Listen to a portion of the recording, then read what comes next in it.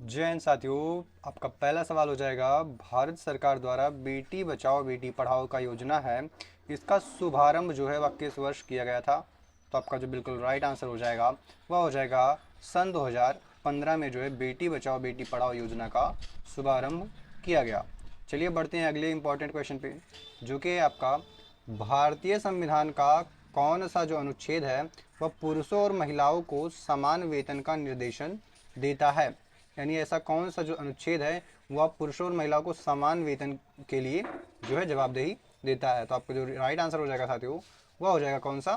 तो बिल्कुल right answer होगा आपका अनुच्छेद 39D, यानी ऑप्शन सी जो है आपका बिल्कुल ही राइट आंसर होगा। चलिए आगे बढ़ते हैं साथियों, और अगला प्रश्न है, राष्ट्रीय महिला आयोग की स्थापना किस अधिनियम के तहत की गई थी? तो आपका जो राइट आंसर हो जाएगा राष्ट्रीय महिला आयोग की स्थापना साथियों यह आपका 1990 क्या है 1990 राष्ट्रीय महिला आयोग अधिनियम के तहत किया गया था, जो कि सन 1990 में आया था। ठीक है, चलिए आगे बढ़िएगा। वन स्टॉप सेंटर योजना मुख्यतः किससे संबंधित है? तो वन स्टॉप सेंटर योजना जो है यह मुख्यतः साथियों हिंसा से पीड़ित महिलाओं की सहायता से है। ठीक है, ये इसी के लिए बनाया गया था। अगला है आपका निम्नलिखित में से या निम्न में से कौन सा अनुच्छेद महिलाओं के लिए जो है विशेष प्रावधान बनाने की अनुमति देता है? तो जो आपका राइट आंसर हो जाएगा वो हो जाएगा अनुच्छेद 15(3) जो है यह महिलाओं के लिए विशेष प्रावधान बनाने की अनुमति देता है। अगला है आपका निर्भया फंड की स्थापना किस घटना के बाद की गई थी? तो साथियों जो निर्भया फंड है इसकी स्थापना आपका 2012 दिल्ली गैंग रेप के बाद किया गया था। अगला प्रश्न होगा आपका, भारत में महिलाओं को पंचायतों में जो आरक्षण है वह किस संशोधन द्वारा दिया गया? तो जो आपका राइट आंसर होगा वह हो जाएगा 73वां संविधान संशोधन के द्वारा। अगला बताइएगा आप सभी, महिला समाख्या कार्यक्रम का मुख्य उद्देश्य क्या था साथियों? तो महिला समाख्या कार्यक्रम का जो मुख्य उद्देश्य था वह था महिला शिक्षा एवं जागरूकता। क्या था साथियों? महिला शिक्षा एवं जागरूकता। ऑप्शन सी आपका जो बिल्कुल राइट आंसर होगा। अगला है आपका समान पारिश्रमिक अधिनियम कब लागू हुआ साथियों? तो समान पारिश्रमिक अधिनियम जो है आपका यह वर्ष 1976 में लागू हुआ था। कब लागू हुआ था? सन 1976 में। अगला है आपका पॉश एक्ट किससे संबंधित है साथियों? तो जो पॉश एक्ट है यह आपका कार्यस्थल पर यौन उत्पीड़न से संबंधित है। ऑप्शन बी जो आपका बिल्कुल राइट आंसर होगा। अगला बताइएगा, महिला ई हॉट पोर्टल जो है यह किस मंत्रालय द्वारा शुरू किया गया? तो साथियों महिला ई हॉट पोर्टल जो है यह आपका किसके द्वारा शुरू किया गया था? तो यह महिला एवं बाल विकास मंत्रालय के द्वारा जो है शुरू किया गया था। अगला है आपका बाल विवाह निषेध अधिनियम 2006 के अनुसार लड़की की न्यूनतम विवाह आयु क्या है? तो जो न्यूनतम विवाह आयु 2006 के अनुसार है, जो बाल विवाह निषेध अधिनियम आया था उसके अनुसार वह होगा आपका 18 वर्ष। कितना होगा साथियों? 18 वर्ष। ऑप्शन बी जो है आपका बिल्कुल राइट आंसर होगा। अगला बताइएगा, सुकन्या समृद्धि योजना किससे संबंधित है साथियों? तो सुकन्या समृद्धि योजना जो है यह आपका बालिका बचत योजना से, किससे? बालिका बचत योजना से हो जाएगा। अगला बताइएगा आप सभी, राष्ट्रीय महिला दिवस भारत में किसकी जयंती पर मनाया जाता है? तो साथियों राष्ट्रीय महिला दिवस जो है यह आपका भारत में सरोजनी नायडू की जयंती पर मनाया जाता है। तो ऑप्शन बी आपका जो बिल्कुल राइट आंसर होगा। अगला बताइएगा, घरेलू हिंसा से महिलाओं का संरक्षण अधिनियम कब लागू हुआ? तो घरेलू हिंसा से महिलाओं का संरक्षण अधिनियम जो है साथियों यह आपका वर्ष 2005 से लागू हुआ था। कब? 2005 से। ऑप्शन बी यहाँ पे भी आपका राइट आंसर होगा। अगला प्रश्न आप सभी बताइएगा साथियों, क्या है कि निम्न में से कौन सी योजना जो है किशोरियों के पोषण एवं स्वास्थ्य से संबंधित है? तो किशोरियों के पोषण एवं स्वास्थ्य से संबंधित जो योजना है साथियों वो आपकी हो जाएगी SABLA। क्या है? सैबला, यानी ऑप्शन ए आपका जो राइट आंसर हो जाएगा। इसका साथियों हिंदी में फुल फॉर्म होगा राजीव गांधी किशोरियों के लिए किशोरियों के सशक्तिकरण की योजना। क्या है? राजीव गांधी किशोरियों के लिए क्या है? सशक्तिकरण की योजना। ठीक है, चलिए अगला प्रश्न बताइएगा आप सभी। एक मिनट, कुछ गड़बड़ हो गया क्या? नहीं, हाँ, क्या है उज्ज्वला योजना, जिसको हम बोलते हैं महिला सशक्तिकरण के संदर्भ में मुख्यतः किससे जुड़ी हुई है? तो जो आपका राइट आंसर हो जाएगा साथियों, यह यहाँ पे बता दिया गया है कि महिला सशक्तिकरण के संबंध में किससे जुड़ी हुई है। तो जो आपका राइट आंसर हो जाएगा यहाँ पे वो हो जाएगा मानव तस्करी रोकथाम के लिए। किसके लिए? मानव तस्करी रोकथाम के लिए, जो कि महिला एवं बाल विकास मंत्रालय के अंतर्गत कार्य करता है।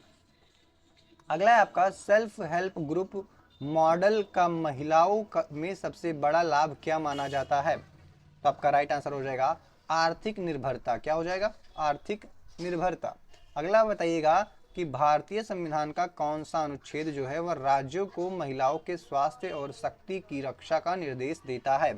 तो भारतीय संविधान का अनुच्छेद राज्य कौन सा अनुच्छेद जो है वह राज्य को महिलाओं के स्वास्थ्य और शक्ति की रक्षा करने का निर्देश देता है? तो जो आपका राइट आंसर हो जाएगा वो हो जाएगा 39E। कौन सा? आर्टिकल 39E, ऑप्शन आपका ए राइट आंसर होगा। अगला बताइएगा स्वाधार गृह योजना। क्या है? स्वाधार गृह योजना जो है वह किसके लिए चलाई गई साथियों? तो स्वाधार गृह योजना जो है यह आपका बेसहारा महिलाओं के पुनर्वास हेतु जो है चलाया गया था। अगला बताइएगा आप सभी, महिला पुलिस स्वयंसेवक योजना का उद्देश्य क्या है साथियों? तो महिला पुलिस स्वयंसेवक योजना का जो उद्देश्य है वह क्या हो जाएगा आपका? तो बिल्कुल राइट आंसर हो जाएगा पुलिस और समुदाय के बीच महिला सहायता तंत्र बनाना। ठीक है, चलिए अगला प्रश्न बताइएगा, दहेज निषेध अधिनियम कब पारित हुआ था? तो साथियों दहेज निषेध अधिनियम जो है यह आपका वर्ष 1961 में पारित हुआ था। और किस अधिनियम के तहत? तो दहेज निषेध अधिनियम 1961 के तहत। ठीक है, अगला बताइएगा, बेटी बचाओ बेटी पढ़ाओ योजना प्रारंभ में कितने जिलों में लागू की गई थी? तो बेटी बचाओ बेटी पढ़ाओ योजना जो है साथियों यह प्रारंभ में कितने जिलों में लागू किया गया था? तो आपका राइट आंसर हो जाएगा 100 जिलों में लागू हो गया था देश भर में। ठीक है, तो ऑप्शन सी आपका यहाँ पे बिल्कुल राइट आंसर होगा। अगला बताइएगा कि निम्न में से कौन सी महिला भारत की पहली आईपीएस अधिकारी थी? तो आपका राइट आंसर हो जाएगा साथियों किरण बेदी। कौन? किरण बेदी, ऑप्शन ए आपका जो बिल्कुल यहाँ पे राइट आंसर होगा। अगला प्रश्न बताइएगा, महिला आरक्षण विधेयक मुख्यतः किससे संबंधित है? तो महिला आरक्षण विधेयक जो होता है साथियों यह मुख्यतः किससे संबंधित है? तो संसद एवं विधानसभाओं में आरक्षण से संबंधित है। ठीक है, महिलाओं के लिए। अगला है आपका सेवा संगठन का जो संबंध है वह किससे साथियों? तो सेवा संगठन का जो संबंध है वह किससे हो जाएगा? तो आपका राइट आंसर हो जाएगा महिला श्रमिक अधिकार से हो जाएगा। किससे? महिला श्रमिक अधिकार, ऑप्शन बी जो है आपका बिल्कुल ही राइट आंसर होगा। अगला होगा आपका भारत की पहली महिला राज्यपाल कौन थी साथियों? तो भारत की पहली महिला राज्यपाल जो थी वह कौन थी आपकी? तो आपका राइट आंसर हो जाएगा साथियों जो पहली महिला राज्यपाल थी वह सरोजनी नायडू जी थी। कौन? सरोजनी नायडू जी थी, ऑप्शन ए आपका जो बिल्कुल राइट आंसर होगा। अगला बताइएगा स्टेप योजना का उद्देश्य क्या है साथियों? तो स्टेप योजना का जो उद्देश्य है वह हो जाएगा महिला कौशल का विकास करना। क्या है? महिलाओं में कौशल का विकास करना। अगला बताइएगा आप सभी, कार्यस्थल पर महिलाओं के यौन उत्पीड़न से संबंधित विशाखा दिशा निर्देश किस वर्ष जारी किए गए? तो आपका जो राइट आंसर हो जाएगा वह हो जाएगा वर्ष 1997 में। कब? वर्ष 1997 में जारी किए गए। अगला बताइएगा साथियों आप सभी कि भारत की पहली महिला प्रधानमंत्री कौन थी? तो भारत की जो पहली महिला प्रधानमंत्री थी वह श्रीमती इंदिरा गांधी जी थी। कौन? श्रीमती इंदिरा गांधी जी थी, ऑप्शन सी आपका जो बिल्कुल राइट आंसर होगा। अगला प्रश्न बताएगा कि जननी सुरक्षा योजना का मुख्य उद्देश्य क्या है? तो जननी सुरक्षा योजना का जो मुख्य उद्देश्य है साथियों वह आपका कौन सा हो जाएगा? तो हो जाएगा सुरक्षित मातृत्व। क्या हो जाएगा? सुरक्षित मातृत्व, ऑप्शन बी जो आपका बिल्कुल राइट आंसर होगा। अगला प्रश्न बताइएगा, भारत की पहली महिला राष्ट्रपति कौन थी? तो भारत की पहली महिला जो राष्ट्रपति थी साथियों वह श्रीमती कौन थी? प्रतिभा पाटिल जी थी। कौन सी? श्रीमती प्रतिभा पाटिल जी थी, ऑप्शन बी है आपका बिल्कुल ही राइट आंसर होगा। अगला प्रश्न बताइएगा कि मातृत्व लाभ अधिनियम में संशोधन कर मातृत्व अवकाश को 26 सप्ताह कब किया गया? तो आपका जो राइट आंसर हो जाएगा वो हो जाएगा 2017 में ऐसा किया गया था। अगला प्रश्न बताइएगा आप सभी कि महिला सशक्तिकरण क्या है? महिला शक्ति केंद्र योजना, सशक्तिकरण नहीं है, मतलब उसी से संबंधित है, लेकिन महिला शक्ति केंद्र योजना जो है यह किससे संबंधित है? तो जो आपका राइट आंसर हो जाएगा साथियों, यह हो जाएगा ग्रामीण महिलाओं का सशक्तिकरण से। किससे? ग्रामीण महिलाओं के सशक्तिकरण से। अगला आपसे बताएगा कि भारतीय संविधान की प्रस्तावना में समानता का आशय महिलाओं पर किस रूप में लागू होता है? तो महिलाओं में किस रूप में लागू होता है साथियों? तो आपका जो राइट आंसर हो जाएगा वह हो जाएगा तीनों, सामाजिक, आर्थिक एवं राजनीतिक समानता, इन सभी मामलों में ही लागू होता है। अगला है आपका गुलाबी गैंग का संबंध किस राज्य से है साथियों? तो गुलाबी गैंग का जो संबंध है वो आपका उत्तर प्रदेश से हो जाएगा। कहां से? उत्तर प्रदेश से हो जाएगा। ऑप्शन सी आपका जो बिल्कुल राइट आंसर होगा। अगला है आपका महिला हेल्पलाइन 181 किस उद्देश्य से शुरू की गई? साथियों तो आप सभी बताइएगा कि महिला हेल्पलाइन जो 181 है यह किस उद्देश्य से शुरू किया गया था हमारे यहाँ? तो आपका राइट आंसर हो जाएगा यह कानूनी एवं आपात सहायता से के लिए जो है शुरू किया गया था। ठीक है, अगला बताइएगा कि भारत की पहली महिला लोकसभा अध्यक्ष कौन थी साथियों? तो भारत की पहली महिला लोकसभा अध्यक्ष जो थी वह हमारी कौन थी? मीरा कुमार जी थी। कौन? मीरा कुमार। ऑप्शन ए आपका बिल्कुल ही राइट आंसर होगा। चलिए नेक्स्ट क्वेश्चन बताइएगा, राष्ट्रीय महिला नीति पहली बार कब घोषित की गई? तो साथियों राष्ट्रीय महिला नीति जो पहली बार है यह आपका 2001 में घोषित की गई थी। कब? 2001 में घोषित की गई थी। तो ऑप्शन सी आपका बिल्कुल राइट आंसर होगा। नेक्स्ट क्वेश्चन है आपका, लिंगानुपात सुधारने हेतु केंद्र सरकार की प्रमुख योजना कौन सी है साथियों? तो केंद्र सरकार की कौन सी हो जाएगी प्रमुख योजना? तो आप सभी कमेंट करके बताइएगा। ठीक है, तो जो इसका जो बिल्कुल राइट आंसर होगा साथियों वह हो जाएगा बेटी बचाओ बेटी पढ़ाओ। कौन सा? बेटी बचाओ बेटी पढ़ाओ। ऑप्शन बी आपका बिल्कुल ही राइट आंसर होगा। चलिए नेक्स्ट क्वेश्चन देखिएगा आप सभी, भारत की पहली महिला मुख्यमंत्री कौन थी साथियों? तो भारत की पहली महिला मुख्यमंत्री जो थी वह श्रीमती सुचेता कृपलानी जी थी। कौन? सुचेता कृपलानी जी। ऑप्शन सी आपका जो बिल्कुल राइट आंसर होगा। नेक्स्ट क्वेश्चन है आपका, महिला एवं बाल विकास मंत्रालय अलग मंत्रालय के रूप में कब स्थापित हुआ?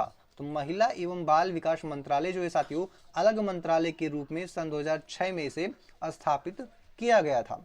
चलिए अगला प्रश्न देखिएगा आप सभी, पीसीपीएनडीटी एक्ट किससे संबंधित है? क्या है? पीसीपीएनडीटी एक्ट जो है यह किससे संबंधित है? तो आपका जो राइट आंसर हो जाएगा साथियों यह आपका किससे संबंधित है? तो आपका जो बिल्कुल राइट आंसर हो जाएगा वह हो जाएगा भ्रूण लिंग जांच निषेध से संबंधित है। तो ऑप्शन बी आपका जो बिल्कुल राइट आंसर होगा। चलिए अगला प्रश्न बताएगा आपका, भारत की पहली महिला फाइटर पायलटों में शामिल नहीं है।